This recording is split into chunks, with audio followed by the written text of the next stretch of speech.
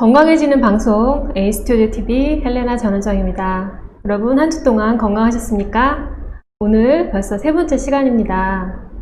건강은 다시 한번 말씀드리지만 반복입니다. 공부라고 생각하지 마시고 반복해서 영상을 보시면 이해가 안 되셨던 부분들 다시 한번 들어보시면서 이해를 해보시면 좋을 것 같습니다. 자, 오늘 세 번째 시간 강의 시작하기 전에 지난주 공부했던 부분 다시 한번 훑어보고 넘어가도록 하겠습니다. 네, 지난주에 우리는 장에 대해서 배웠습니다. 장 건강이 우리 전체의 건강을 좌우하기 때문에 장이 얼마나 중요한지를 배웠습니다. 장이 건강해지려면 점막이 건강해야 된다고 말씀드렸죠. 장 점막이 건강하지 못하면 장누수 증후군이라는 병이 생겨서 많은 질병으로 고통을 받게 됩니다. 그래서 장 건강이 우리 전체 건강에서 굉장히 중요한 부분입니다. 그래서 장이 건강하려면 유산균 섭취도 중요하고 유산균의 먹이가 되는 식이섬유도 중요하다고 말씀드렸습니다. 유산균은 우리가 먹었던 음식을 부패가 아닌 발효를 해줘서 좋은 영양소가 우리 몸으로 들어올 수 있도록 도와줍니다. 그리고 지난주에 유산균을 선택하는 기준도 말씀드렸습니다. 유산균은 균수보다는 어떤 균주가 들어가 있느냐가 더 중요하다고 말씀을 드렸습니다. 그리고 지난주에는 또 생활용품에 대해서도 배웠습니다. 환경 호르몬이 우리 몸에 유입이 돼서 많은 질병을 일으킨다고 말씀드렸습니다. 환경 호르몬이 우리 몸에 들어와서 마치 호르몬이 아닌데 호르몬처럼 작용을 하기 때문에 많은 질병으로 노출이 되는 것이고, 우리가 매일 사용하는 생활용품에 합성 계면 활성제가 들어있어서 우리 건강을 해친다고도 말씀드렸습니다. 그래서 우리가 생활용품을 선택하실 때는 합성 계면 활성제보다는 친환경적이고 천연 계면 활성제를 사용하시는 게 환경에도 도움이 되지만 우리 건강에도 도움이 된다고 말씀드렸습니다. 여기까지 지난주에 배웠던 내용이었습니다. 자, 그럼 이제 이번 주 같이 공부해 보실 내용을 보시겠습니다. 네, 오늘 5강 시작하도록 하겠습니다. 제목은 평생 요요 없는 디톡스 다이어트입니다. 제목만 봐도 호기심이 확 생기지 않으시나요? 다이어트는 우리의 수건 사업이나 마찬가지죠. 해결되지 않는 문제들. 그런데 그 디톡스 다이어트를 통해서 여러분이 고민하셨던 다이어트 부분을 한번 해결해 보시면 좋을 것 같습니다. 오늘은 비만에 대해서도 공부를 하겠는데요. 비만 중에서도 내장 비만이 왜 문제가 되는지에 대한 부분 한번 알아보도록 하겠습니다. 그리고 우리는 비만에 대해서 많은 분들이 자각하고 있지만 왜 점점 비만 인구가 늘어나는지에 대한 부분도 함께 살펴보도록 하겠습니다. 그리고 디톡스, 해독이란 말 많이 들어보셨을 텐데요. 그 디톡스라는 것이 과연 무엇이고 어떤 효과가 있는 것인지에 대해서도 공부해보고 그 디톡스를 활용한 다이어트법을 알려드리도록 하겠습니다. 비만은 신체 구성에 필요한 지방보다 더 많은 상태를 우리가 비만이라고 얘기합니다. 지방이 우리 신체에서 꼭 필요한 부분이 맞는데 그 필요한 것보다 더 과다하게 많은 상태를 우리가 비만이라고 하는 거죠.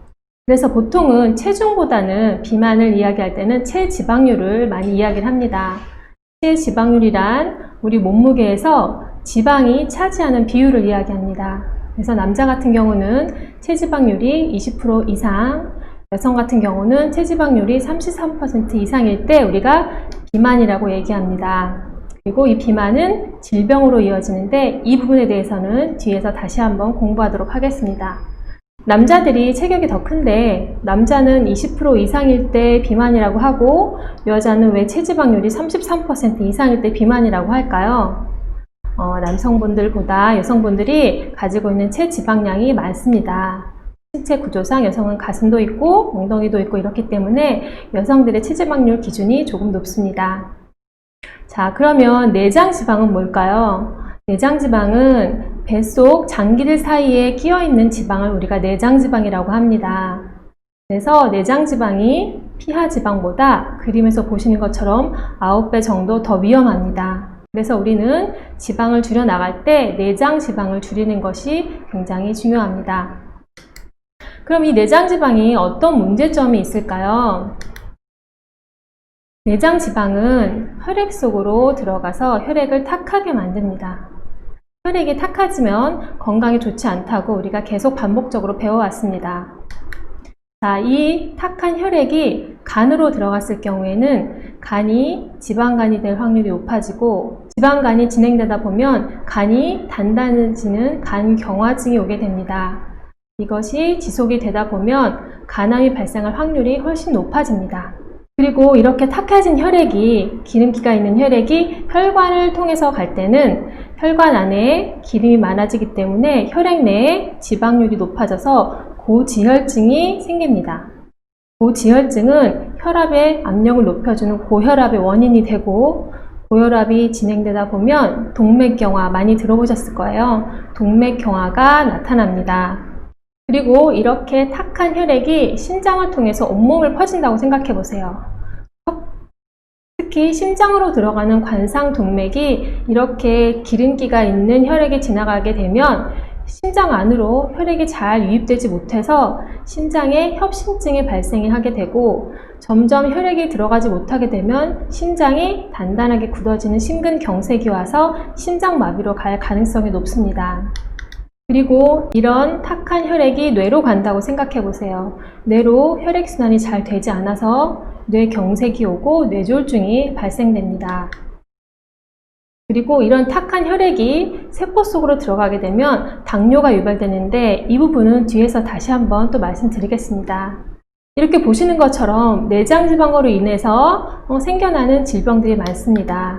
비만은 예전에는 많이 먹고 움직이지 않아서 비만이라고 생각들을 하셨습니다. 그런데 비만은 적게 먹고 우리가 운동을 하는데도 개선이 잘 되지가 않죠. 그것은 비만이 생활습관병이기 때문입니다. 그래서 소식과 운동도 필요하지만 거기에다가 내가 지금 살고 있는 환경, 그리고 내가 먹고 있는 음식, 그리고 내가 지금 생활하는 그 습관들을 교정하지 않으면 비만이 개선이 되지 않습니다. 그리고 이렇게 비만 인구가 늘어나는 이유 중에 하나는 유전적인 요인도 있습니다. 비만 유전 인자가 있다고 합니다. 어떻게 들으면 좀 무서운 이야기이기도 하죠. 부모의 비만 유전 인자가 자식에게로 이어진다는 거죠. 부모의 식습관이 그대로 자식에게 전해지기 때문에 부모가 양쪽 부분 다 비만일 경우에는 자녀가 비만이 될 확률이 80%라고 합니다. 그리고 부모 중에 한쪽 부분이 비만일 경우에는 자녀가 비만이 될 확률이 50%라고 합니다. 그래서 우리가 임신을 준비하고 계신 분들은 비만한 유전인자를 물려주지 않기 위해서는 임신 전에 관리하시는 것도 필요할 것 같습니다. 자, 그러면 비만의 원인을 하나하나 좀 살펴보도록 하겠습니다. 먼저 첫 번째, 탄수화물의 과다 섭취입니다. 우리는 탄수화물 섭취가 꼭 필요합니다. 왜냐하면 탄수화물은 에너지를 내기 때문입니다. 그런데 과다하게 섭취한다는 거죠. 주로 과식, 폭식, 그리고 우리가 잠자는 시간이 늦어지면서 야식을 먹는 경우가 많고, 간편하게 빨리 먹기 위해서 인스턴트식이나 고탄수화물을 먹습니다. 이렇게 탄수화물이 많이 들어있는 음식을 먹게 되면 우리 혈액에는 혈당이라는 것이 높아집니다. 한번 생각해 보세요. 그냥 맑은 물과 시럽을 한번 비교해 보세요. 시럽은 끈적끈적하죠. 근데 내 혈관에, 내 혈액에 당이 높아서 혈액이 끈적끈적하다고 생각해 보세요. 그러면 혈액순환이 잘 안 되겠죠. 그러면 혈액순환이 잘 안 되면 손끝 발끝으로 혈액이 잘 가지 못합니다.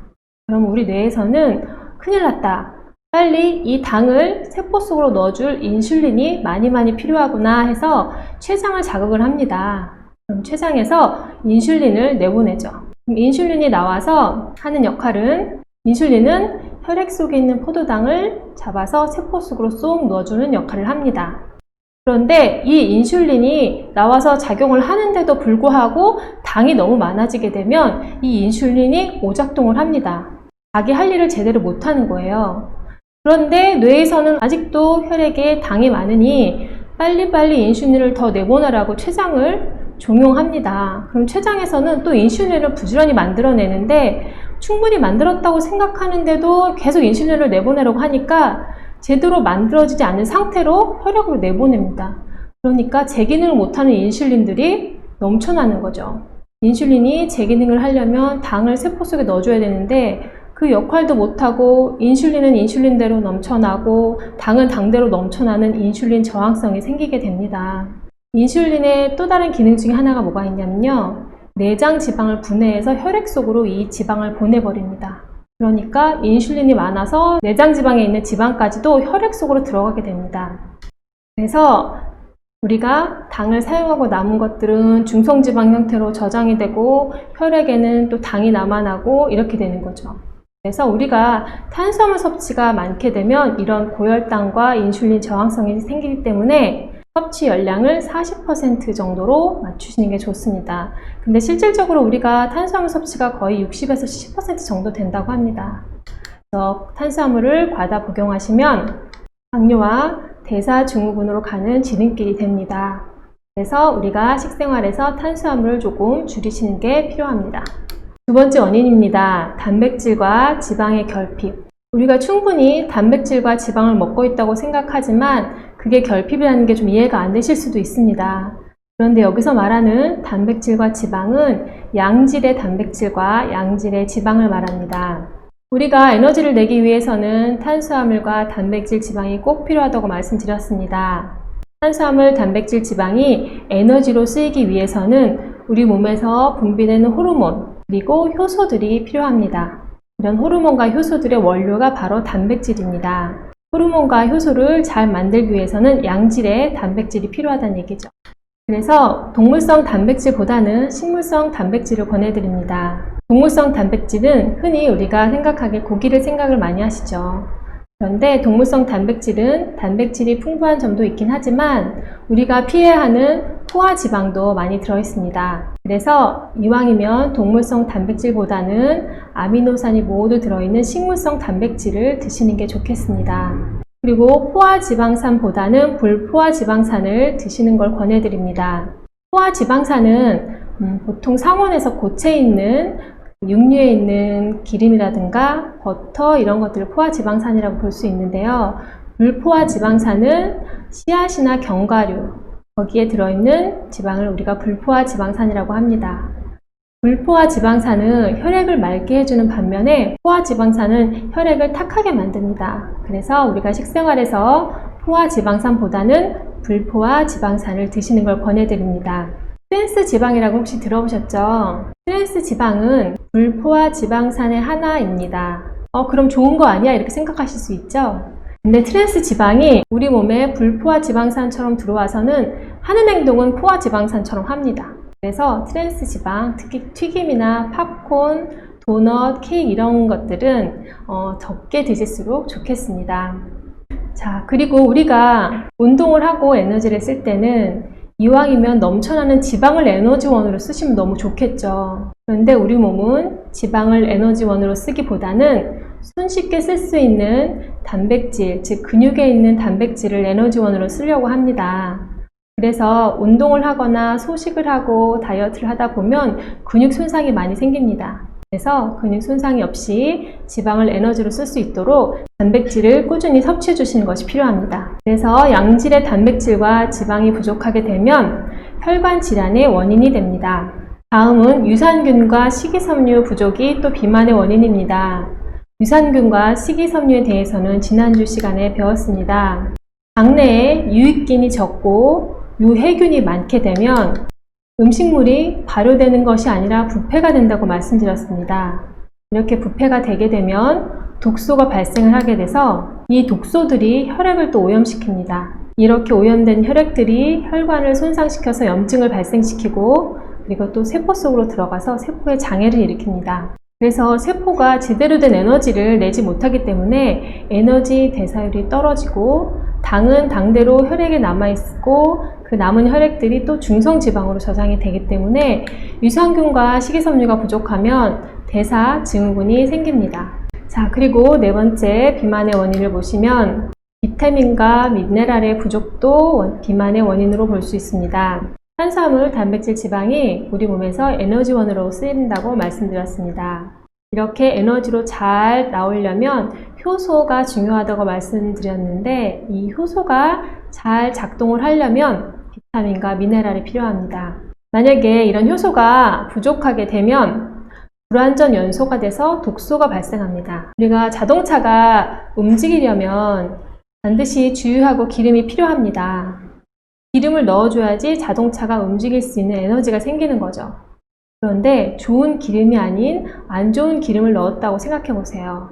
그럼 자동차의 배기구로 아주 검은 연기가 납니다. 그것이 우리 몸과 같습니다. 그래서 불완전 연소가 되고 우리가 먹거리가 제대로 되지 않으면 이런 독소가 발생을 하게 되는 거죠. 그래서 에너지로 바뀌어지는 대사율이 떨어지게 되기 때문에 반드시 에너지 효율을 높일 수 있는 비타민과 미네랄의 섭취가 꼭 필요합니다. 그래서 비타민과 미네랄이 부족하게 되면 내 몸에서 독소가 발생하게 되고 중성지방이 늘어나게 됩니다. 자, 5번째 원인입니다. 근육과 운동 부족. 자, 근육이 부족하게 되면 기초 대사량이 줄어듭니다. 자, 기초 대사량이 뭐냐면 우리가 생명을 유지하는데 꼭 필요한 에너지를 내는 것을 말합니다. 기초 대사량은 우리의 의지로 사실은 움직이는 것들이 아닌데요. 예를 들자면 심장이 뛰는 건 제 의지와 상관이 없죠. 제가 더 빨리 뛰고 싶거나 덜 뛰고 싶거나 한다고 해서 되는 부분이 아니잖아요. 그런 부분들은 우리가 기초 대사량입니다. 그래서 기초 대사량이 높으면 대사량이 높아지기 때문에 그만큼 에너지를 많이 사용하게 됩니다. 근육이 부족하면 기초 대사량이 줄어들어서 에너지 소비율이 떨어집니다. 그러면 내가 100을 먹었는데 100만큼 에너지를 다 나오면 너무 좋겠죠. 근데 우리가 100을 먹었지만 50밖에 에너지를 못 쓰면 남는 부분들은 우리 몸에서 노폐물과 독소로 작용해서 비만의 원인이 됩니다. 그래서 우리가 근육을 적당히 유지하는 것도 정말 중요합니다. 근육을 유지하기 위해서는 양질의 단백질을 섭취하는 것이 꼭 필요하고 주 3회 이상은 운동을 하시는 걸 권해드립니다. 그래서 근육과 운동이 부족하게 되면 우리가 흔히 말하는 나이살이 정말 있습니다. 나이가 들수록 기초대사량이 떨어지기 때문에 나이살이 생기기도 하고 그리고 특히나 뱃살이 생기게 됩니다. 바로 비만의 원인이 되는 거죠. 그래서 비만의 원인을 이렇게 5가지로 정의해 봤습니다. 각각의 원인으로 비만이 발생을 하는데 결국에는 이런 원인 때문에 비만이 질병으로까지 이어진다는 겁니다. 그래서 세계보건기구에서는 비만이 그냥 외형적인 것 때문에 개선해야 될 부분이 아니라 우리 몸에 질병을 일으키는 반드시 치료해야 되는 질병이라고 규정을 하고 있습니다. 자, 그러면 디톡스에 대해서 한번 알아보겠습니다. 디톡스가 또 한때 열풍이기도 했죠. 디톡스란 우리는 입으로 음식을 먹습니다. 그리고 위에서 1차적인 소화를 합니다. 위에서 잘 소화를 시켜서 소장으로 내보내면 소장에서는 더 작은 단위로, 즉 세포로 들어갈 수 있을 만큼의 더 작은 단위로 쪼개서 흡수를 합니다. 소장 벽으로 이 영양소가 흡수돼서 혈액으로 들어가게 됩니다. 그리고 나머지 부분은 대장으로 넘어가서 수분이 흡수되고 조금 단단하게 만들어진 다음에 대변으로 배출을 합니다. 이 과정이 원활하다면 독소가 쌓일 일이 없겠죠. 근데 소장벽으로 들어갔던 그 혈액들이 우리는 꼭 간을 거치게 되어 있습니다. 왜냐하면 우리 몸은 똑똑하죠. 혹시라도 혈액으로 들어온 것들 중에서 간을 거쳐서 안 좋은 것들은 해독을 하는 겁니다. 간에서는 혈액에 녹아서 들어왔던 영양소들을 해독을 합니다. 그리고 그 노폐물이 있다면 그것도 해독을 하는 거죠. 그래서 장이 깨끗하다면 간이 해독할 일이 좀 줄어들겠죠. 근데 장이 깨끗하지 못해서 오염된 혈액이 간으로 들어오게 되면 간이 할 일이 너무 많아집니다. 해독하느라고 바쁘죠. 사실은 간의 기능 중에는 대사를 원활하게 하는 기능도 하는데 사실 몸에서는 해독이 우선입니다. 그래서 해독을 하다 보면 간이 할 수 있는 대사 기능을 못하게 됩니다. 그래서 장이 깨끗하면 혈액이 깨끗해지고 그러면 간이 해독하는 일 외에 대사 기능도 아주 잘할 수 있습니다. 그래서 맑은 혈액과 원활한 혈액순환이 건강에는 정말 중요한 것입니다. 자, 그렇다면 우리는 디톡스를 통해서 어떤 효과를 얻을 수 있을까요? 첫 번째, 부종이 가라앉습니다. 혈액이 맑아지면 순환이 잘 되죠. 근데 순환이 잘 되지 않으면 어느 부분에서는 정체가 일어납니다. 그래서 우리 몸에는 부종이 일어납니다. 근데 디톡스를 통해서 맑은 혈액이 잘 돌게 되면 이런 부종도 가라앉습니다. 두 번째, 몸과 손발이 따뜻해진다. 우리는 순환이 잘 되면 혈액이 온 몸을 다 돌 텐데 순환이 잘 안 되기 때문에 손끝, 발끝까지 혈액순환이 잘 안 됩니다. 손발이 저리거나 수족냉증으로 차가운 분들이 참 많죠. 그래서 디톡스를 통해서 맑은 혈액이 잘 순환이 되면 손발이 따뜻해집니다. 그리고 냉기가 있던 몸이 좀 따뜻해집니다. 그래서 세 번째, 체지방이 감량된다는 건 몸이 따뜻하면 지방이 또 더 잘 분해가 됩니다. 그래서 체지방이 감량이 돼서 다이어트 목적이 아니지만 디톡스를 통해서 다이어트가 되기도 합니다. 그리고 네 번째, 피부가 맑아집니다. 장으로 탁한 혈액이 들어와서 탁한 혈액이 온몸을 돌게 되면 첫 번째, 우리는 이 독소를 내보내기 위해서 구멍으로 이 독소가 나갑니다. 제일 정상적인 건 대변으로 내보내면 좋겠죠. 근데 그게 원활하지 않고 장에 변이 오래 머무르게 되면 피부가 칙칙해집니다. 그래서 우리 몸은 이런 독소를 어디론가 내보내기 위해서 우리 몸에 제일 많은 구멍이 어딜까요? 모공입니다. 그래서 우리는 살고자 해서 이 독소들을 피부에 있는 구멍으로 막 내보냅니다. 그래서 피부에 트러블이 생기기도 하고 피부가 칙칙해 보이기도 합니다. 그런데 디톡스를 통해서 대변 배출이 원활하게 되면 장이 깨끗해지고 그렇게 되면 덩달아서 피부도 맑아집니다. 다섯 번째로, 디톡스를 통해서 근육이 유지가 되고 내장 지방이 제거됩니다. 디톡스를 통해서 양질의 단백질을 섭취하게 되면 근육 손실이 줄어들게 되고 우리 몸은 그러면 근육보다는 지방을 꺼내서 에너지원으로 쓰게 됩니다. 그래서 내장 지방도 줄어드는 효과가 생깁니다. 디톡스의 효과는 이렇게 5가지가 있지만 그 외에도 참 많은 효과가 있습니다. 디톡스는 정말 해보셔야지 그 효과를 알 수가 있습니다. 저는 적극 권해드리고 싶습니다. 그럼 디톡스를 통해서 어떻게 다이어트를 하냐? 우리가 신진대사라고 많이 들어보셨죠? 우리 몸의 대사작용이 잘 일어나고 빨리 일어나게 되면 우리 몸에 독소가 쌓이지 않고 배출이 잘 됩니다.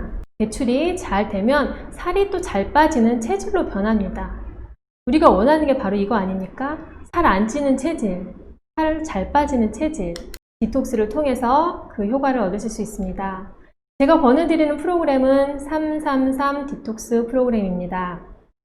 첫 번째 3은 3일을 뜻합니다. 3일 동안은 단식을 합니다. 그리고 두 번째 3은 3주. 이 3일 포함해서 3주 동안은 하루에 1식만 합니다. 그리고 유지 기간에 해당되는 나머지 3개월은 하루에 2식을 합니다. 세상에 이렇게 하면 살 안 빠질 사람이 없겠네 라는 생각을 하시겠죠. 이 각각에 대한 프로그램을 다시 한번 설명드리도록 하겠습니다. 먼저 3일 단식입니다. 입으로 들어온 음식물이 배변을 통해서 배출한 과정이 소화 과정이잖아요. 이 과정에서 우리는 해독을 하려면 입을 막아야 합니다. 내가 지금 청소를 하고 있는데 계속 무엇인가가 들어오다 보면 청소가 제대로 이루어지지 않겠죠. 그래서 입구를 막습니다. 이 3일 동안 단식이라 함은 일반 식사를 끊는 것을 단식이라고 합니다. 대신 양질의 식물성 단백질을 음료 형태로 마시고 또 물을 마십니다. 그래서 3일간은 식사를 좀 제한하겠는데요. 특히 밥이나 빵, 그리고 면 같은 탄수화물을 제한합니다. 대신 아까 말씀드린 대로 식물성 단백질 음료를 식사 대용으로 드십니다. 칼로리를 최소한으로 줄일 수 있고 또 단백질을 드시기 때문에 근육 손실도 줄일 수 있습니다. 그리고 이때 부족하기 쉬운 영양소는 영양제 형태로 드시면 좋겠습니다. 유산균과 식이섬유를 통해서 장을 좀 더 깨끗하게 하는 데 도움을 주시면 좋겠고 그리고 비타민과 미네랄, 효소가 잘 활동할 수 있도록 비타민과 미네랄을 충분히 드셔주시면 좋겠습니다. 다음은 3주입니다. 3주 동안은 일반 식사를 한 끼 식사하시겠습니다. 한 끼는 현미 채식 위주의 일반식을 한 끼 드시고 나머지 2끼는 식물성 음료를 드시면 되겠습니다. 이왕이면 이 현미 채식의 일반 식사는 점심 때 하시면 더 효과가 좋을 것 같습니다. 아침 저녁은 단백질 음료를 드시면 되겠죠. 1주차는 음식을 드시긴 하지만 최소한으로 드십니다. 이렇게 음식을 적게, 즉 소식을 하시게 되면 위와 장이 휴식을 할 수가 있습니다. 위와 장이 쉬면서 해독 작용에 집중을 하게 됩니다.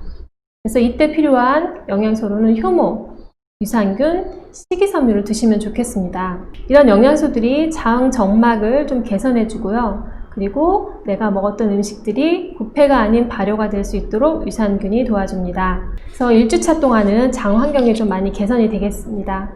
자, 2주차입니다. 2주차도 마찬가지로 현미채식으로 한 끼 드시고 식물성 음료 2끼를 드시는데요. 우리가 먹었던 음식은 장을 통해서 간으로 간다고 말씀드렸죠. 그럼 간에서 해독을 합니다.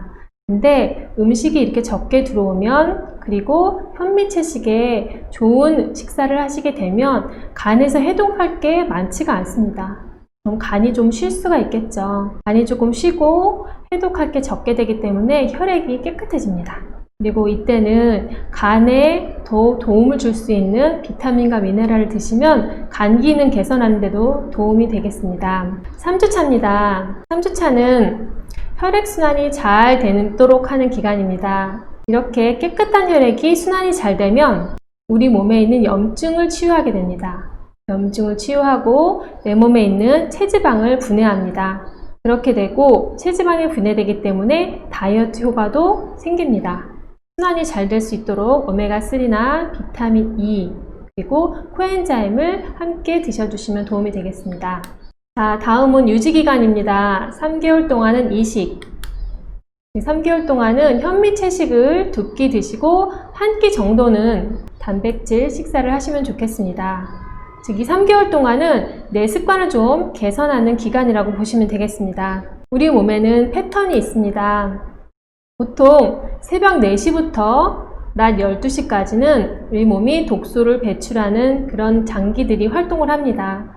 그래서 우리가 아침에 일어나면 화장실도 가고 또 눈곱도 배출이 되고 그리고 입냄새도 나오고 그렇죠. 그래서 이 새벽 4시부터 12시 사이 오전 시간에는 배출하는 장기들이 잘 활동할 수 있도록 사실은 식사를 안 하시는 게 좋습니다. 12시부터 8시까지는 소화기관이 활동하는 시간입니다. 그래서 이 시간에 식사를 하시면 좋겠습니다. 그래서 이식을 하실 때는 이 시간에 점심과 저녁을 드시면 좋겠습니다. 그리고 저녁 8시부터 다시 새벽 4시까지는 이제 우리가 먹었던 것들을 해독하고 또 부족한 혈액을 만드는 시간입니다.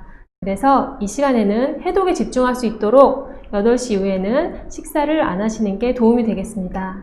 이 패턴에 맞춰서 식사를 하신다면 사실은 요요가 생길 일이 없습니다.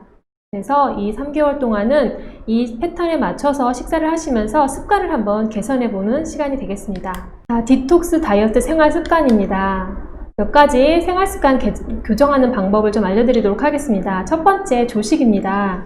아침은 되도록이면 안 드시는 게 인체 대사 패턴상 좋긴 한데 활동을 하시는 분들은 꼭 아침이 필요하신 분들이 있습니다. 그러신 분들에게는 사과 껍질째 드시는 거 반쪽 또는 토마토 하나 내지는 식물성 단백질 음료를 권해드립니다. 사과를 껍질을 벗기고 드시면 당을 드시는 건데요. 사과를 껍질째 드시면 거기에 있는 식이섬유와 항산화 영양소도 함께 드시는 거기 때문에 사과를 깨끗이 씻어서 껍질째 드시는 걸 권해드립니다. 그리고 이왕이면 일반 식사를 하실 때는 현미채식, 탄수화물을 좀 적게 드시고 이왕이면 단백질 위주의 식사를 하시면 좋겠습니다. 지방도 몸에 좋은 불포화 지방산이 풍부한 식사를 하시면 도움이 되겠습니다. 백미라든가 밀가루 그리고 과일도 당도가 너무 높은 것은 우리 몸에 당을 높여주기 때문에 조금 적게 드시는 게 좋습니다. 그리고 청량음료도 좀 피하시는 게 좋겠습니다. 그리고 세 번째는 물 관리입니다. 우리는 시도 때도 없이 냉장고에서 찬물을 꺼내서 벌컥벌컥 마시죠. 이 물은 사실은 냉한 기질이 있습니다. 그래서 물을 많이 드시면 몸이 좀 냉한 체질로 바뀔 수가 있습니다.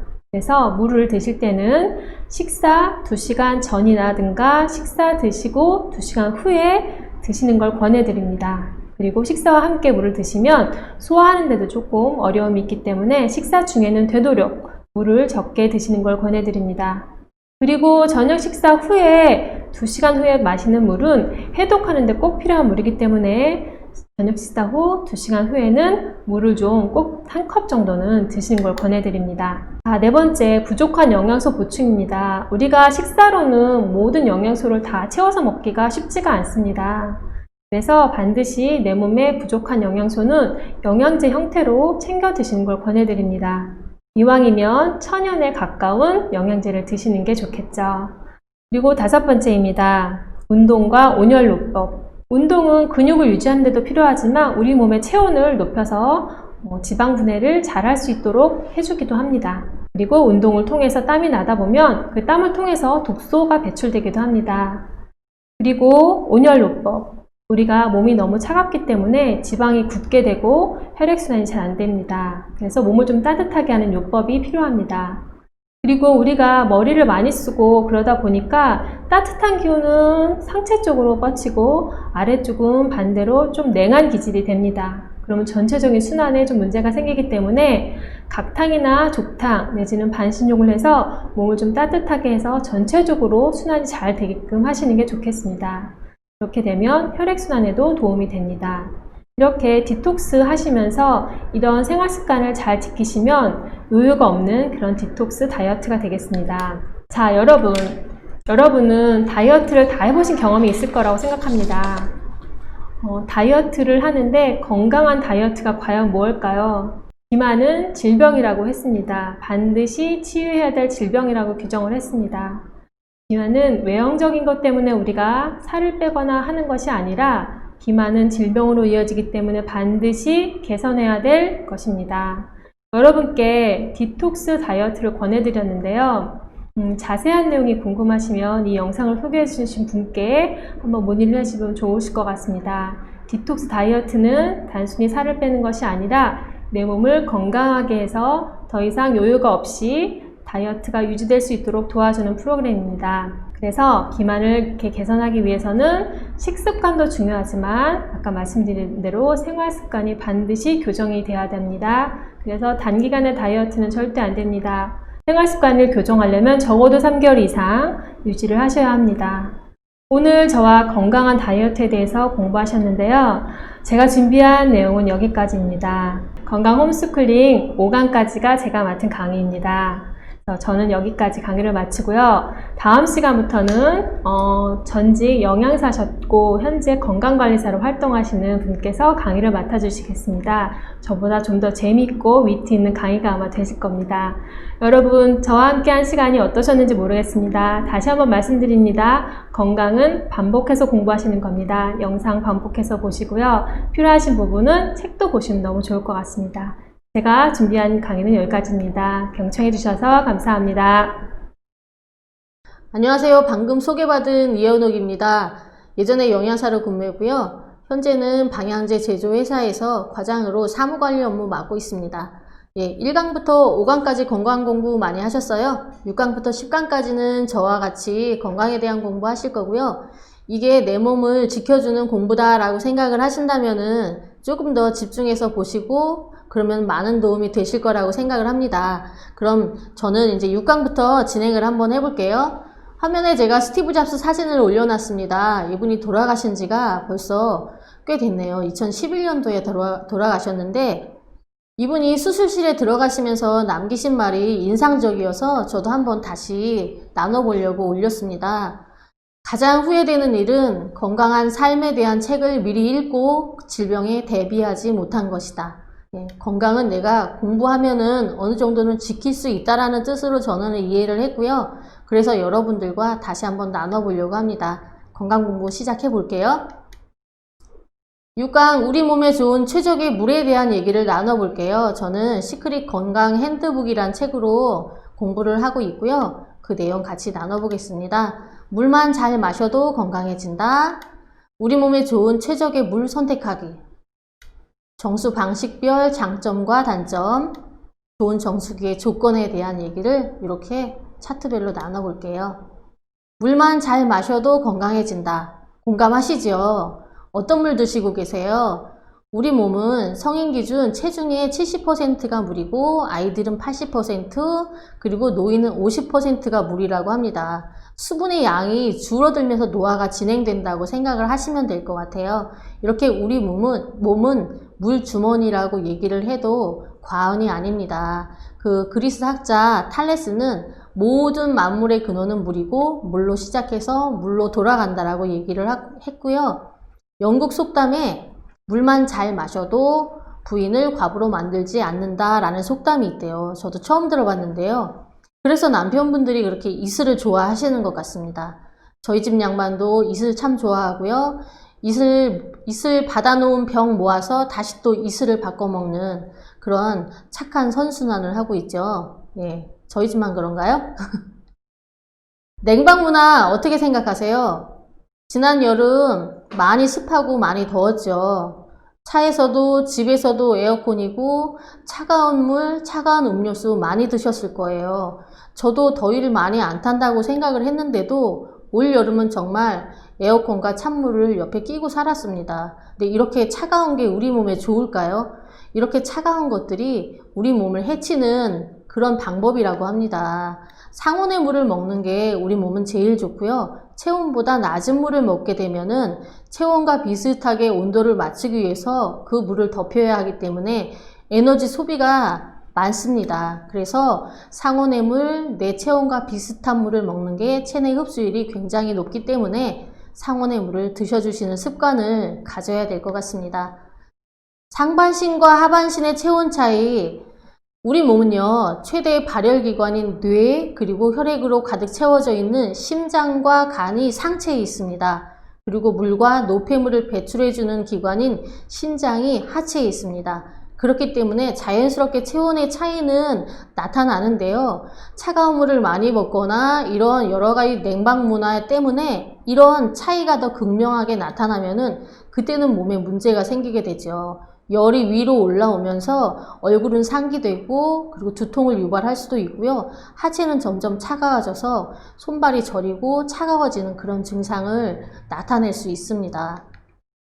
장이 차갑게 되면은 이렇게 찬물을 많이 먹게 되거나 냉방 문화에 노출이 되면은 장이 차가웠게 됩니다. 그렇다 보면은 우리가 소화도 잘 안 되고요. 또 흡수도 잘 안 되고 장의 유산균, 유익균 상태도 깨지기 때문에 내가 먹은 것들이 제대로 대사나 순환이 안 되게 됩니다. 그렇다 보면은 혈액이 탁해지게 되고요.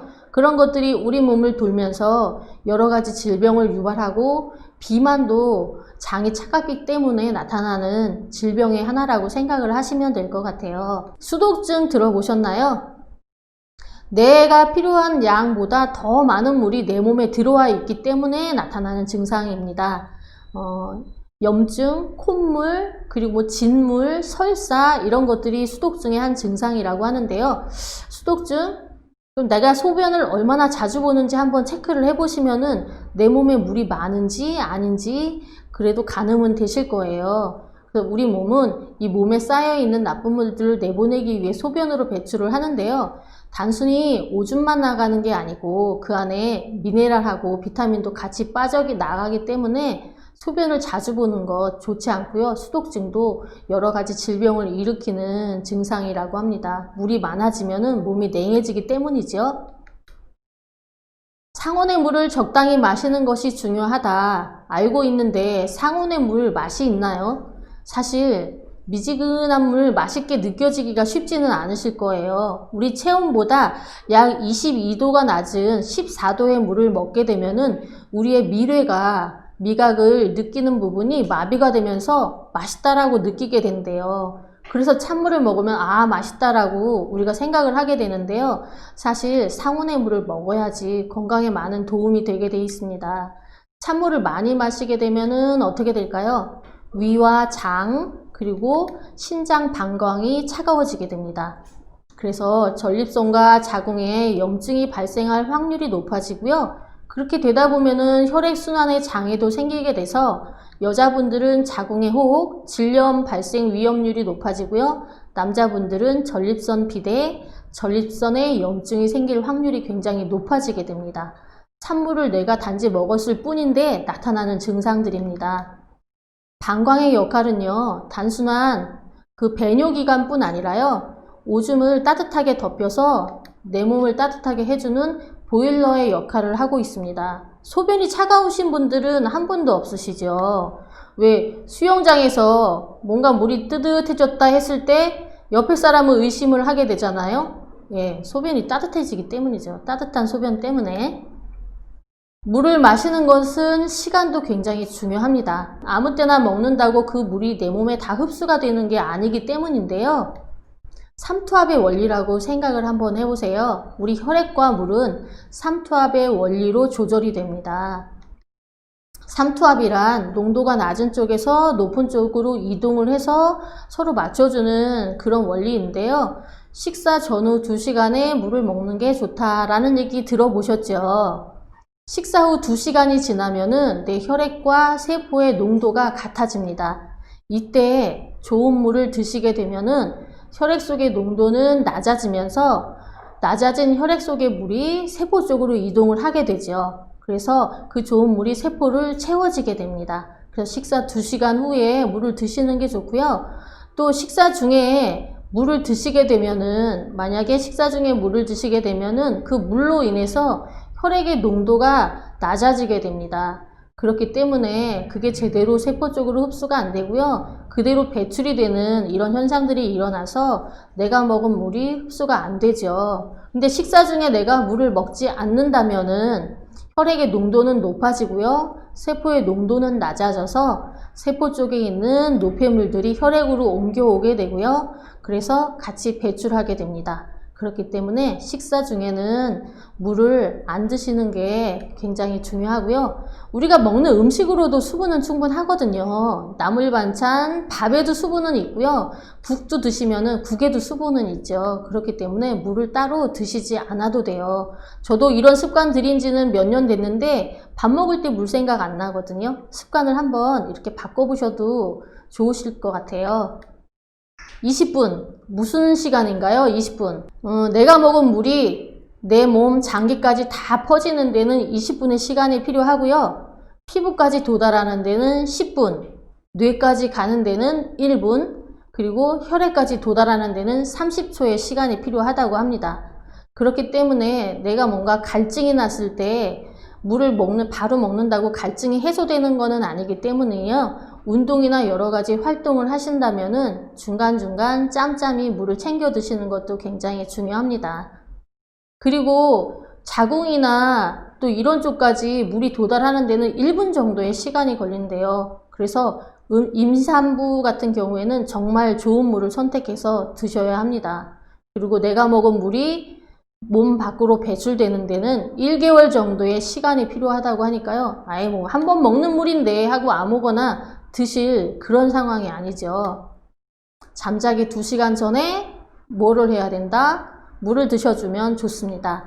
따뜻한 물, 찬물 아니고요. 따뜻한, 이왕이면 생강차나 아니면 따뜻하게 데핀 물을 드시고 소변을 보고 잠자리에 드시게 되면은 우리가 자는 동안에도 우리 몸은 조혈작용, 그리고 해독작용, 여러 가지 복구작용을 하기 때문에 이렇게 물을 채워주시는 게 굉장히 중요합니다. 우리 혈액의 82%가 물로 되어 있다고 하니까요. 그리고 잠자는 동안에 새벽 3, 4시 정도 되면은 혈액의 농도가 굉장히 높아진다고 합니다. 그렇기 때문에 이때 또 여러 가지 문제가 생기지 않게 하려면은 잠자기 전에 물 한번 드셔주시는 습관, 이것도 좋을 거라는 생각을 합니다. 물 먹는 거 이제 굉장히 중요하다는 거 아셨죠? 어떻게 먹어야 되는지도 아셨고요. 그럼 어떤 물을 먹으면 좋을까요? 먹을 수 있는 물들이 있습니다. 이 중에 어떤 물 드시고 계세요? 정수기물, 끓인 물, 수돗물, 생수, 약수 여러 가지 있습니다. 여러분이 드시는 물은 안전한가요? 우리 몸에 좋은 최적의 물을 선택을 하는 방법을 한번 볼게요. 우리 수도로 나오는 물은요, 강물을 취수원으로 쓰고 있습니다. 강물을 정수 처리장으로 보내서 정수를 하고 또 그 안에 강물에 우리 어떤 거 버리시죠? 강물 깨끗하게 유지하고 계신가요? 강에 놀러 가시면은 놀다가 화장실 가고 싶을 때 화장실로 뛰어가시나요? 뭐 이 넓은 강물에 내 거 한두 방울 정도라고 생각하시지 않으세요? 그리고 생활하수 강으로 모여지고요. 공장 폐수 강으로 모여지게 됩니다. 그렇기 때문에 깨끗하다고 우리가 얘기를 할 수가 없죠. 그래서 정수하고 소독하기 위해서 염소를 쓰게 됩니다.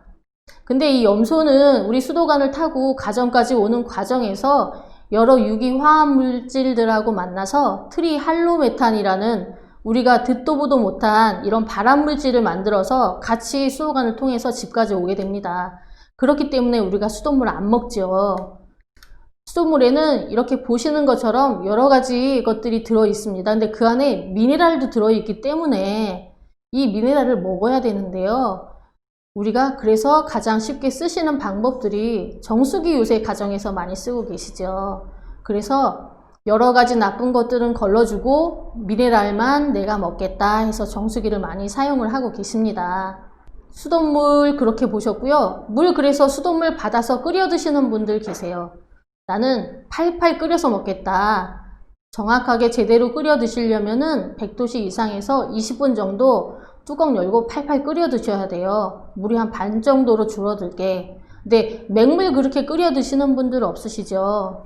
사실 이렇게 끓여도 바이러스 박테리아는 죽을 수 있지만 그 속에 들어있는 중금속 같은 것들은 제거하기가 쉽지 않습니다. 그리고 용존산소가 거의 다 없어졌기 때문에 이렇게 그냥 맹물만 끓여 먹으면 정말 맛이 없어요. 그래서 그 안에 뭐 보리도 넣고 둥글레도 넣고 여러 가지 넣어서 끓여 드시잖아요. 그 맛에 먹는 건데 끓인 물도 우리 몸에 좋은 물이라고 얘기하기는 힘듭니다. 그래서 생수 어떠세요? 여름에 더운데 언제 끓여서 식혀서 그래서 생수 많이 드시는데요. 생수 마트 가면은 카트에 잔뜩 싣고 가시는 분들 정말 많습니다. 생수 보시면은 취수원이 일정하지 않습니다. 또 취수원은 같은데 판매하는 브랜드에 따라서 금액이 천차만별이고요. 붙여지는 이름들도 다 다릅니다. 그리고 생수를 병에 담은 다음에 냉장 보관을 한 다음에 유통을 해야 되는데 사실 그렇게 유통되고 있지 않죠. 가끔 보면은 야외에 그냥 적재해서 햇빛 받으면서 보관돼 있던 것들을 우리가 받아와서 먹게 되는 거죠. 고여있는 물 좋아하세요? 고여있는 물 좋아하는 분들 안 계실 거예요. 저희 아이들도 저녁에 컵에 담아져 있던 물 아침에 안 먹습니다. 새로 받아서 먹죠. 예, 생수도 이런 문제점이 있고요. 그래서 많은 분들이 정수기를 선택을 하시는 것 같아요. 정수기는 안전하다고 생각을 하시거든요. 그래서 정수 방식별 장점과 단점 한번 알아볼게요. 정수 방식이 이렇게 많은지 저도 공부하기 전에는 몰랐거든요. 역삼투압 방식. 가장 많이 보급되어 있는 정수기의 정수 방식입니다. 깐깐하게 안 좋은 것들 중금속 다 걸러주죠. 근데 통과시켜야 하는 미네랄까지 다 걸러주기 때문에 사실상 증류수 같이 깨끗한 물이라고 생각을 하시면 돼요. 우리는 미네랄을 흡수하기 위해서 물을 먹는 거거든요. 미네랄이 없기 때문에 이런 물을 많이 먹게 되면은 우리 몸은 산성화가 되고요. 그 또 산도를 맞추기 위해서 뼈에서 칼슘을 빼가게 됩니다. 그러면은 뼈가 약해지기 때문에 골다공증이나 또 그와 더불어서 체액이 맞지 않기 때문에 여러 가지 질병들을 유발을 할 수 있습니다. 중공 사막 방식. 예, 아파트에 정수기 왜 그 설치되어 있는 아파트들 많죠. 보통 이런 방식을 많이 쓴다고 합니다. 미네랄 통과시키고요. 물론 다행이네요. 미네랄 통과하고 오염물질 제거하는데 미세물질까지는 꼼꼼하게 제거를 못합니다. 가격이 저렴한 대신에 필터 교체 주기가 짧아서 관리에 또 불편성이 있어요. 그리고 압축 활성탄 방식. 미네랄은 통과시킵니다. 좋아요. 유해물질도 제거해 주고요. 그리고 쓰다 보면 수로가 발생해서 바이러스나 세균까지 통과를 시킨다는 게 문제죠. 알칼리 이온수기, 저도 이거는 참 생소한 방식인데요. 물을 분해해서 그냥 산도만 맞춘 그런 방식이라고 보시면 돼요. 그래서 일명 합성 알칼리수, 치료용 의료기기로 많이 쓰이는 방식이고요. 얘도 미네랄이 부족을 야기하기 때문에 좋은 정수 방식은 아니고 20-30분 지나면은 알칼리로 그 전환됐던 게 다시 원상태로 돌아간다고 하니까 좋은 방식은 아니고 모양만 알칼리수라고 생각을 하시면 될 것 같아요. 정수 방식은 이렇게 많은데 그럼 내가 어떤 거를 선택을 해야 되느냐, 더 복잡해지셨나요? 좋은 정수기의 조건을 한번 말씀을 드려볼게요. 좋은 정수기의 조건은 첫 번째, 염소를 제거해야 됩니다. 염소는 우리 몸의 세포막을 97% 파괴하기 때문에 염소 반드시 걸러줘야 되고요. 살균력, 바이러스, 박테리아 얼마나 잡아주는지 체크하셔야 됩니다. 미네랄, 내가 먹고자 하는 미네랄이 들어있는지, 그리고 정수할 때 물이 버려진다? 이거 생각해 보셨어요? 저도 예전에 렌탈 정수기 썼었는데요. 역삼투압 방식의 정수기는 4리터의 물을 정수하기 위해서 3리터의 물을 버려야 합니다. 그렇기 때문에 버려지는 물의 양, 그것도 뇌물이거든요. 수도세, 전기세 정수하느라고 또 많이 소비가 되죠. 이 부분도 체크를 해보세요. 직수 방식인지 뉴스에 한참 나왔었죠. 물을 한 번에 우리가 원하는 만큼 뽑아쓰기에 부족하니까 정수를 해서 미리 저수통에 받아 놓는 거예요. 그리고 필요할 때마다 바로바로 뽑아 먹을 수 있게. 그렇게 되다 보면은 2차 오염이 반드시 생기게 됩니다. 정수한 물은 깨끗하기 때문에 조금만 작은 오염 물질이 그 안에 들어가도 금방 퍼지게 되죠. 요즘은 직수 방식으로 나오는 정수기 많이 있더라고요. 그래서 필터 교체의 편리성. 집집마다 쓰는 물의 양이 다릅니다. 어떤 집은 식수로만 쓰기도 하고요. 어떤 집은 요리할 때, 밥할 때 뭐 그물로 다 쓰는 집들도 있기 때문에 정수하는 물의 양이 다르기 때문에 필터 교체 누가 와서 해줄 때까지 기다려서 일정한 기간 교체하는 거 사실 옳지 않죠. 저도 예전에 렌탈 정수기 쓸 때 교체해 주시는 분이 3개월마다, 2개월마다 오실 때마다 필터를 교체했지 제가 쓰는 양이 정확히 얼마인지 몰랐어요. 그래서 이런 편리성도 한번 고려해 보시고요. NSF 인증, 혹시 NSF 인증 들어보셨나요? 이게 어떤 거냐면요. 국제위생재단이라고 합니다. NSF 인증을 받으려면은 재질, 구조, 정수, 성능 세 가지를 모두 만족해야 받을 수 있는데요. NSF 인증은 세계보건기구 WHO가 음용수 및 정수기에 관한 실험기관으로 공식 지정한 법인입니다. 그래서 전 세계에서 가장 까다로운 측정 기준으로 정수 제품을 심사를 하고 있다고 생각을 하시면 돼요. 그래서 NSF 인증을 받았다 하면은 좋은 정수기구나, 정수가 제대로 되고 있는 거구나 라고 생각을 하시면 될 것 같아요. 그렇다면은 좋은 정수기의 조건도 받습니다. 그러면은 정말 이런 정수기가 있다면은 얼마나 좋을까요? 별도의 관리가 필요 없는 시스템이다. 관리를 하지 않아도 된다? 일단 보시면은 상호 장단점을 보완한 정수 시스템. 앞에서 정수 방식을 한번 쭉 보셨는데요. 어느 것도 완벽한 정수 방식은 없었습니다. 그래서 압축 활성탄 방식과 자외선 살균 방식을 같이 결합한 시스템이에요. 이러면은 중금속 걸러주고 미처 걸러주지 못한 바이러스, 박테리아는 자외선 살균으로 잡을 수 있으니까 두 가지를 합해 놓은 방식이 좋겠죠. 그래서 자외선 살균 필터가 내부에 장착이 되어 있어서 물을 통과하면서 바이러스, 박테리아를 잡아준다. 미네랄은 남겨주고 유해 물질만 제거한다. 우리가 원하는 거잖아요. 정수기를 쓰는 이유. 전자 모니터링 시스템. 자가 관리가 가능하다는 얘기입니다. 정수기에 어떤 문제가 있는지, 필터는 어느 정도 남아 있는지, 내가 정수를 어느 정도 했는지 자가 관리가 가능한 전자 모니터링 시스템. 눈으로 다 알려주는 거죠. 그리고 직수 방식인지, 저수 탱크가 있으면 안 되죠. 위생적인지, 구조 자체는 위생적인지, 그리고 경제성. 요즘 정수기 광고 보시면은 얼음이 나와요. 또 여러 가지 뭐 따뜻한 물 나와요. 많죠. 얼음도 뭐 여러 가지 모양으로 해서 사람들을 관심을 끌기도 하는데요. 사실 정수기의 목적은 얼음이 아니잖아요. 정말 좋은 물을 먹기 위한 목적으로 선택을 했는데 사람들이 점점 그런 쪽에 관심을 기울인다는 게 조금 문제스럽다고 저는 생각을 합니다. 근데 얼음 나오고 따뜻한 물 나오려면 뭔가 다른 기능이 또 추가가 되니까 전기세나 그로 인한 금액이 또 추가가 된다고 생각을 하시면 돼요. 수도 직결 방식, 식수로만 쓰는 게 아니고 나는 쌀 씻을 때, 야채 씻을 때 다 쓰고 싶은데 그래서 그런 것들을 충족시켜 주는 정수기, 수도에 연결돼 있어서, 그리고 NSF 인증과 기술 집약적 정수기. NSF 인증을 받았다고 하면은 제대로 정수가 되고 있구나 라고 생각을 하셔도 된다고 말씀드렸잖아요. 이런 조건들을 모두 갖추는 정수기가 있다면은 어떻게 한번 써보시겠어요? 있다면 써보시겠죠. 내가 지금까지 몰랐으니까 다른 정수기들을 쓰고 계시는데요. 이런 정수기, 저는 쓰고 있습니다. 정수기 선택하실 때 꼼꼼히 선택해 보시고요. 내가 한번 먹은 물, 우리 혈액의 82%를 차지하고 있고요.